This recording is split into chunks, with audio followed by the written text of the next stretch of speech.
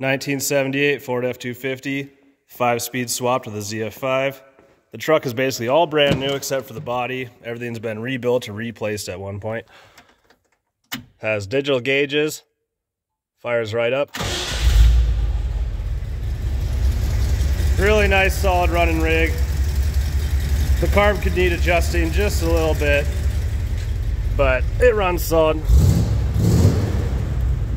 Camera doesn't pick up the gauges very well. Has a modern aftermarket stereo that looks original. It does Bluetooth and everything. Has the original seat. It's not perfect, but it works. Has new floor pans.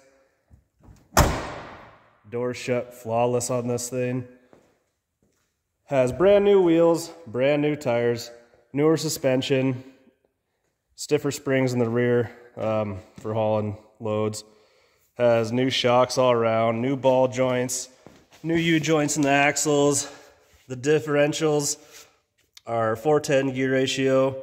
There's even new bushings in the leaf springs here. Has a red top steering box in it.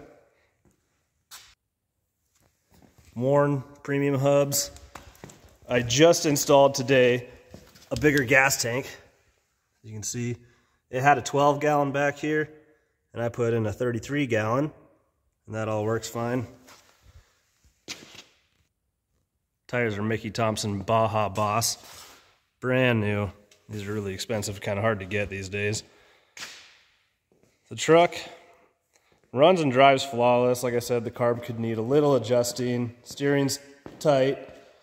Has a original Warn winch bumper, chromed out. This is a real deal Warn. These are not cheap, hard to find. Still has all the chrome trim. It's not perfect, needs a little body work here and there. Has a little bit of rust in the normal spots that are easy to patch. I priced out all the little patch panels and it was about $100. But anyone with a welder can weld these in an afternoon and probably just spray paint it. Since the paint's not perfect on this, it'd be a good truck just a daily drive, not worry about getting dinged up.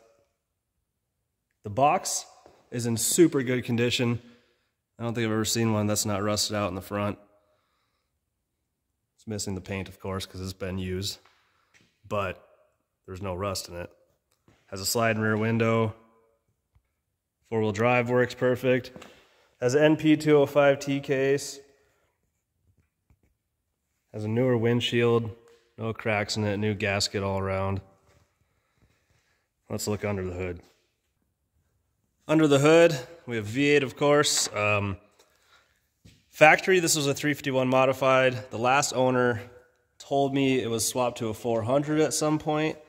There's really no way to tell without measuring the bore and stroke on this, but either way, it is a rebuilt engine some point in its life. It's all painted blue.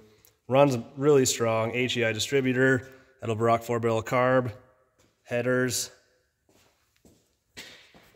Here's your red top steering box along with a new shaft with the better joints. Not the sloppy rag joint that the factory has. Power brakes, of course, power steering. Non-AC truck.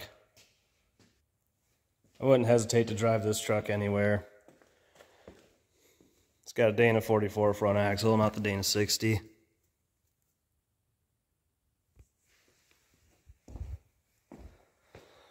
Overall, it's pretty solid. Just needs some minor body work or just drive it as is.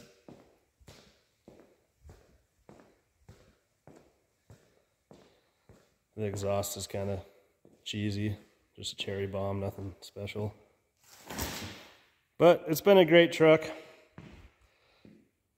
It's kind of actually a really rare one. I have a Marty report that will go with it. This actually is an Explorer version. And from the factory, it was Raven Black, which is rare, but it had an orange and yellow stripe that went along the top and the bottom of this. You can see evidence of that stripe here still. The two. You can still order those vinyls from the internet, and whoever does decide to buy this, I'll give you the Marty report and all the literature and everything needed to restore this back to its factory condition with the correct stickers and everything.